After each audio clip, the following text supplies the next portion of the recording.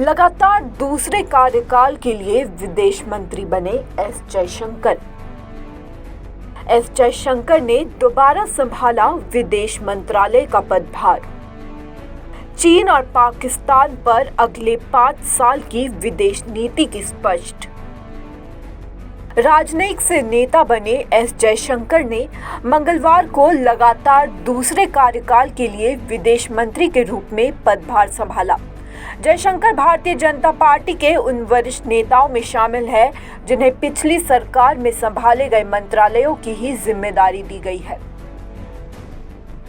चीन और पाकिस्तान को लेकर भी अगले 5 साल के रिश्तों पर विदेश मंत्री जयशंकर ने भारत का रुख साफ कर दिया है। उन्होंने कहा कि किसी देश में, खास तौर पर किसी लोकतंत्र में, ये बहुत बड़ी बात होती है जब लगातार 3 बार किसी सरकार को चुना जाता है। इस वजह से दुनिया को जरूर महसूस होगा कि भारत में राजनीतिक स्थिरता है। उन्होंने आगे कहा कि जहां तक चीन और पाकिस्तान की बात है, इन देशों के साथ भारत के रिश्ते थोड़े अलग हैं। इस वजह से समस्याएं भी अलग है। जयशंकर ने कहा, चीन के संबंध में हमारा ध्यान सीमा मुद्दों का समाधान खोजने पर होगा और पाकिस्तान के साथ हम वर्षों पुराने सीमा पर आतंकवाद के मुद्दे का समाधान खोजना चाहेंगे। देखिए, मुझे लगता है कि किसी भी देश में और खासकर डेमोक्रेसीज में एक सरकार को लगातार 3 बार इलेक्ट होना यह बहुत बड़ी बात है। तो दुनिया को जरूर लगेगा कि आज भारत में पॉलिटिकल स्टेबिलिटी बहुत है।